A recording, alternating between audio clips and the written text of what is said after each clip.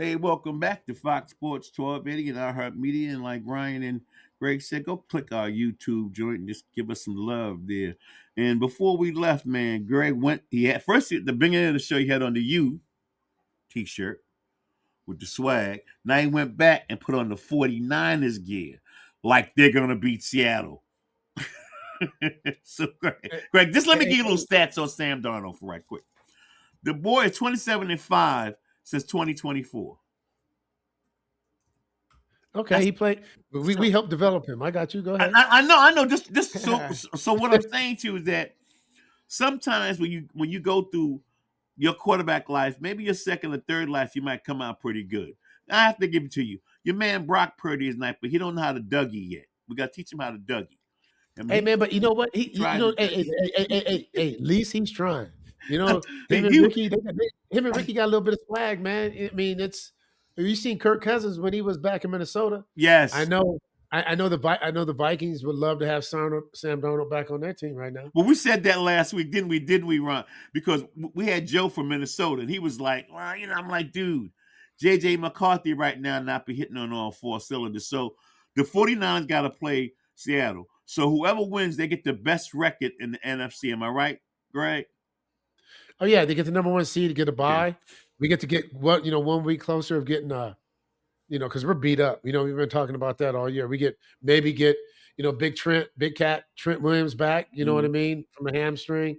So a bye, hey, man, like I said, how awesome would it be? Next week I'll be here, but if they win that game, I have to go back home, go down to the Bay and watch the game. Listen, man, we ain't hating, brother. Just put us on your phone. We know you got to go in Rome. We got you. But that should be a very, very good game, Ryan. Now, didn't the 49ers beat them early in the season? Yes. Yeah, I feel like it's like Greg said, like they got to get to the playoffs. That week off is really going to help the 49ers. But I think these are the two best teams. Maybe you could say the Patriots are as good, but this is the matchup of the year. There's a lot of boring games this week. I was looking at the schedule, and there's so many disappointing games. First of all, how do you put on Dallas and the Giants? There's a few. How do you put them on TV? Bills, Jets. I mean, it's all that's a sucky game. What's going on? But you know what? We're talking about Lamar. We're talking about Baltimore. Baltimore can win the division. They win this week. Everything they've been through. That's what I'm saying. Everyone talking smack about Harbaugh. I think you missed it, Greg.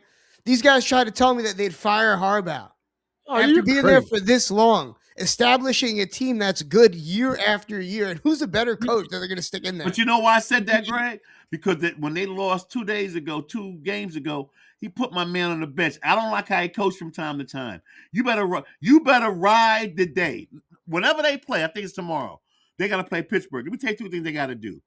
Lamar's coming back. But if Lamar ain't healthy, Tyrod Taylor, whatever that boy name's coming in the game. I'm sorry. Second of all, I agree 100%. Second of all, you better run Derrick Henry 30 freaking times. And I said 30. I didn't say 20. I said 30. Yeah, I agree. But, they have to run the ball. And, their defense is answering the call now. Their defense has gotten better as the years gone on. But they got healthier too. And, you look at Pittsburgh, I know they keep going to Aaron Rodgers. He's doing enough not to lose the game. But he ain't winning no games. He's not winning games. He's doing enough not to lose games, right? So this game, when you come down to you look at the schedule, you wish you can be in one of these big games at the end of the year to determine your fate, right? I know the 49ers wish they were a little bit more healthier. But but Greg, I disagree with Brian. But don't leave Pittsburgh for a quick second. I got to go back here because how silly, Greg. Harbaugh. How silly, Greg. We're going to come back to Harbaugh. But how silly, Greg and Ryan, is freaking DJ Metcalf. You made your team. You're the best receiver on your team. They ain't got other than Pickens. And both you cats be acting up. So you go get into a tiff with a fan. They suspend you 2 games. You could have won the game last week, and you wouldn't even been in the game now because you would have been on the field. So as an athlete, I'm coming to you, GV. Was that a knucklehead move or what? Yeah, I don't know what was said. I don't know what was said.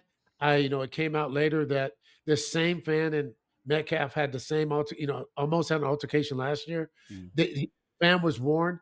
This is where I'm at on that. Being a former player, just because you buy a ticket doesn't give you the right to say and do anything you want once you come in that stadium. Right. I mean, at some point, they do have to remove people from the stands. Some of the stuff, when you play in the outfield and you are close to the bleachers. I could imagine the stuff that you heard, the N word, this word. Boy, this, that. I mean, you want to go up there. I remember one time we were playing. You want to go up there? Yeah, we were playing Tony. And this happened, in Milwaukee. And I have to say, that the first 8 years of my career, Milwaukee treated me great. But I remember, one of Tony Phillips, rest in peace, love me some TP, but someone said something, about, I think one of his kids or sister that had passed, right? I mean, you say something about somebody's kid that just passed. Mm-hmm. Hey, in between innings, they had to get him off this man. He went up in the bleachers. He went through the clubhouse, up in the bleachers. And, I mean, it looks bad for us, but, I mean, look at Marte this year. Marte just lost his mom or lost somebody very close to him. He's on the on-deck circle. He reacted a different way. I mean, his whole team backed him, but he broke down on deck. I mean, he couldn't play anymore. He broke down because they opened up some wounds that shouldn't have to be open. I mean, you're going to a sporting event. If we have to be accountable. Greg, that's why they call them fanatics. Short for fans are short for fanatics, right? We should be. I agree 100%. I'll take it a step further.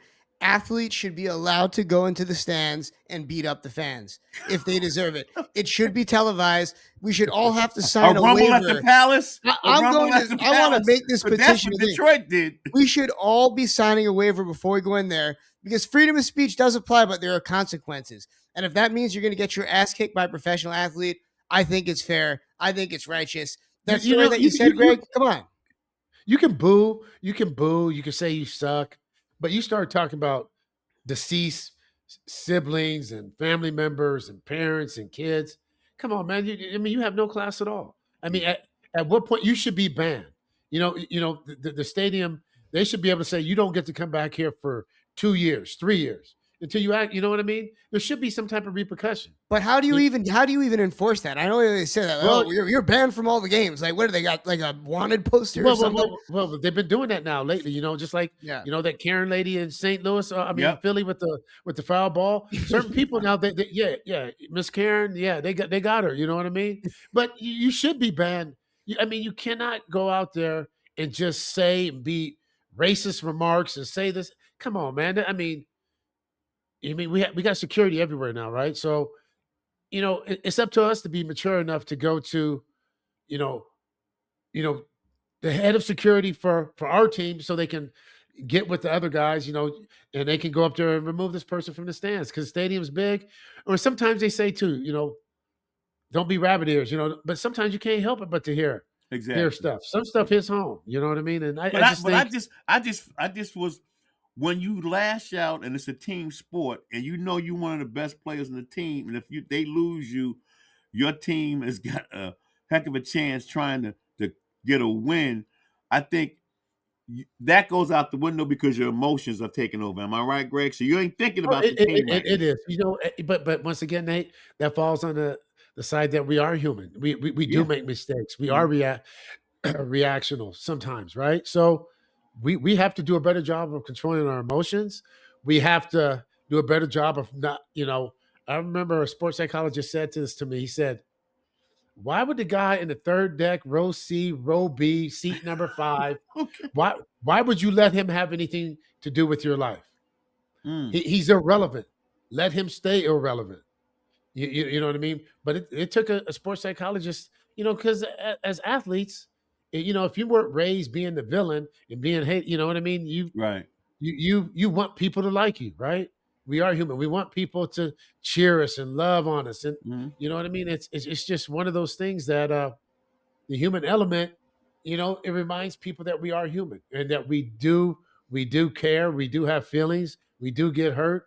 And I think all parties have to be accountable. But going back to that sports psychologist, he said, Greg, that guy in the third level, seat 5, row D,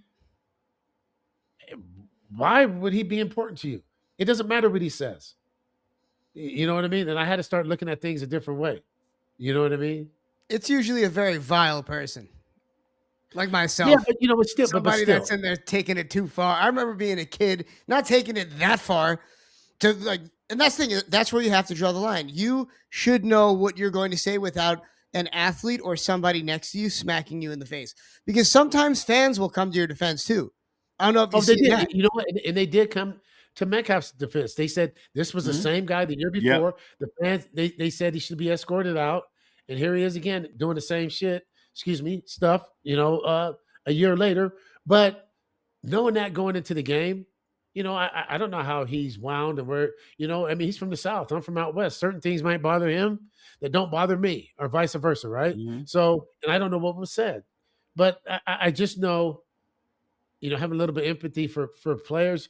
We get the hard criticism. We get the hammer that comes down on us because we are put in a position that we should respond differently, and we should carry a little bit of a higher standard. You know what I mean? For these kids, and because of the pay, because of our job, because of the Well, spotlight.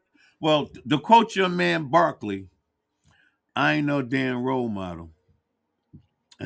and and the big guy stood by that because you ain't no role model because you spit on somebody, so you can't be my role model.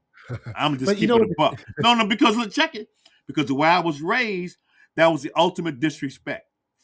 oh yeah, When I spitting is the lowest thing. Yeah, spitting is. spitting on somebody, like I said, my parents from the South, and Greg, no, spitting on somebody is the same thing as calling them the N word, and it could be it's just as bad. And I ain't talking about the AGI, whatever how them young people know. The N word and spitting was synonymous. You ain't do that in my house.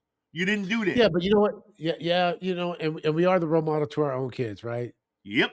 That's but everyone should be. They shouldn't look for athletes, but I did too, and I had a great role model in my mom, and my dad. They got divorced when I was when I was 12. I had a great stepfather. You know what I mean? So I had uncles, I had coaches. My Mhm. village was big, man. Yeah. I had coaches, teachers, the principal, the secretary at the high school. I mean, I had lots of role models. The neighbor down the street next door. You know what I mean? It was a lot of people. So I might disagree with Charles as far as saying not role models because we do look up to, and what do we tell our young kids? Dream. You can become that person. So it's But we're gonna take a quick break. And on that note, the funniest thing was when they did the "I Could Be Like Mike" commercials. If I could be like Mike, they had Larry Bird, and Larry Bird said in the commercial, "I'm not saying that." We'll be right back. Fox Sports 1280. Only the Birdman would say, "I'm not saying that."